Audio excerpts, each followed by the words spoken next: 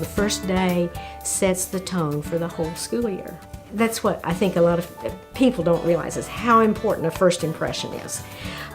Secondly, the dignity of every human being is critical. You have to step back in time and put yourself in a child's position.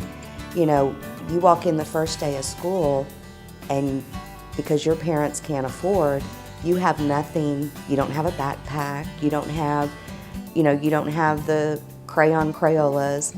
You don't have pencils, and the child sitting next to you pulls out this huge backpack and all his supplies. It can start them out on the wrong foot in school and in education to begin with. I think it means the world as far as self-esteem for students to be able to have the same materials, the same opportunity as every other student in the classroom.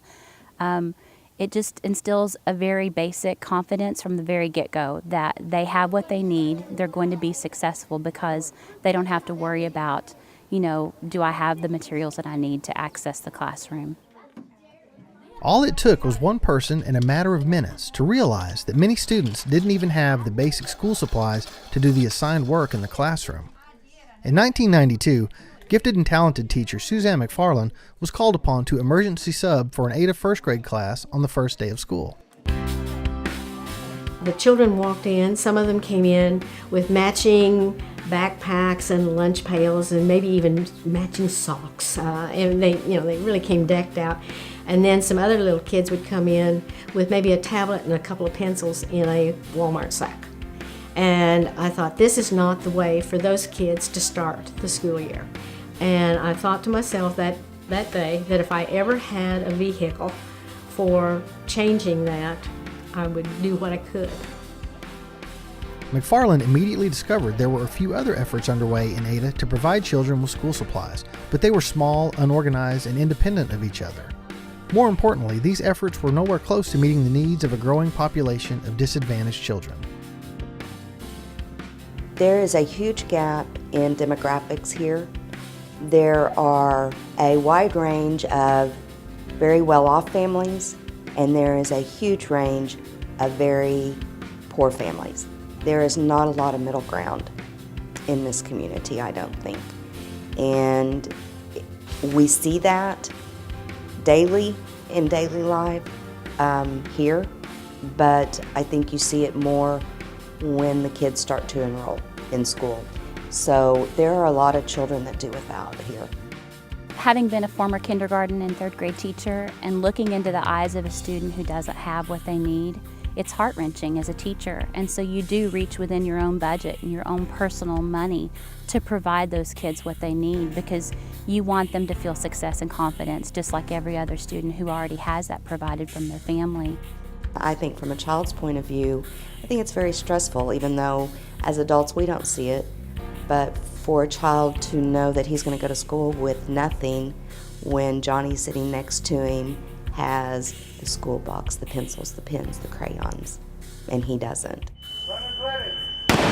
Having joined an Ada Civic Club a short time later, McFarland suggested using one of the group's annual sponsored events, a 5 and 10K race, to help raise funds for a new program, which she labeled Back to School Basics. The club enthusiastically agreed and has been the program's primary fundraiser ever since, accounting for about 80% of all money raised. The first year, the club generated $800. In 2013, it exceeded $20,000. I never cease to be amazed at the generosity of the people of Ada. It's always just as amazing to me. They are generous with their time and their labor as well as their money. And the interest grows and the support grows every year. In the beginning, we had to buy what we could afford, and that still is the case. We do not spend money that we don't have. As far as the kind of supplies, I go over the school lists for all the schools in the county, and I try to find the things that are in common, because some of the schools need glue sticks, other schools need bottles of glue. Some schools want watercolors and other schools want colored pencils, or different grade levels. So after I find what is in common, and that's why we call it Back to School Basics, I find about $15 worth of supplies. In its first year, Back to School Basics provided packets to about 50 students. 22 years later, that number has swelled to 1,000. It's indicative of a growing economic challenge. Meanwhile, the cost of attending school isn't becoming any less expensive. Thanks to the Salvation Army, many students also receive a new pair of shoes at the beginning of the school year. The need for assistance is only growing. Originally, we made all those people from all the surrounding towns come in and get their supplies. And when gas got up to $4 a gallon, they didn't have the gasoline to come in, and the individuals didn't. And so we were defeating our whole purpose. Then there are a lot of kids whose grandparents are buying their school supplies. They will say to us, I'm not going to pay the grocery bill, or I'm not going to pay the utility bill, but I will see that my grandchild gets started in school. I can't imagine not having it for our students because there are so many different supplies, especially at an elementary level, that they do need, that it's sometimes hard for parents to provide those things.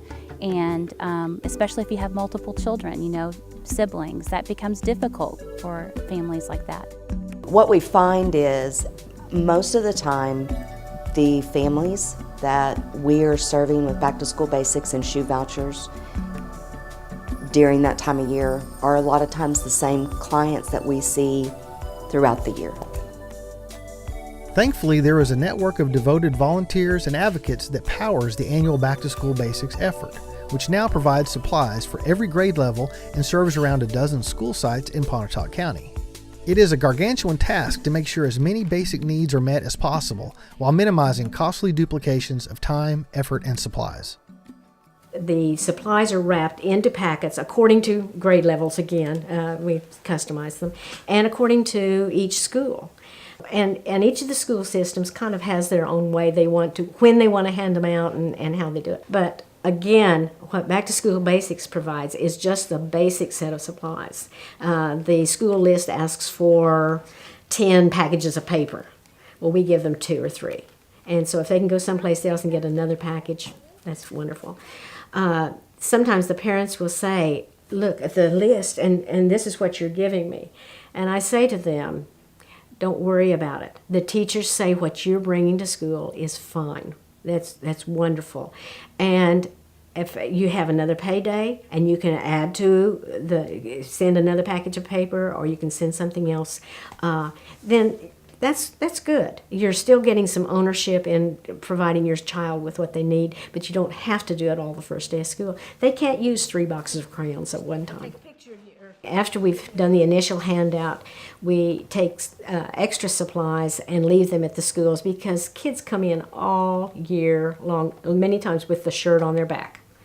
And many times they've moved over Christmas break, and they don't have anything. And so we're able to supply them and help them get a better start. The Back to School Basics program values each student it serves. Not only is it concerned with providing the right physical tools, it also aims to build self-esteem in each student it reaches.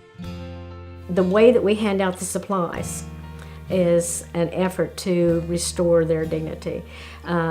We used to have them come by the Salvation Army to pick up their supplies, and anymore it's gotten to be too cumbersome, and so we deliver the supplies to the child on the first day of school, and it's sitting on their desk. And those teachers pick up the supplies, and so that when they come in, and the other kids are all coming in with their stuff, then these kids get to unwrap their package and put their supplies in their desk. I think it gives not only the children a sense of self, but I think it also gives the family a sense of hope that there are programs, there are people out there that do care and go the extra mile to help them. It means the world to us as teachers to know that we have the support of our community, that they care about our children, and they understand that this is a very important component in a child's success. And there's a connection between community and school when that happens. And it's showing us as educators that they understand that these are the future community members of Ada, and that they value them and that they feel like they're important. And we let our students know that these things were purchased from people who care about you and your community, that you're valued in this community. Back to School Basics has touched a lot of lives and hopefully will leave a positive imprint on the Ada community from now on.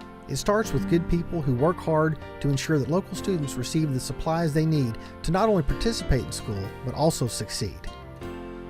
As always, it's not a handout, it's a hand up. Those who qualify this year and need the help, they may not need that help next year, but they might be more apt to come back around full circle and say, I want to help, I want to donate. Back to School Basics provides students with that leveling field of being able to come to school ready and prepared to do what's necessary from the very first day of school. And to see a student opening up brand new crayons, brand new pencils, books, backpacks, that's the world to them.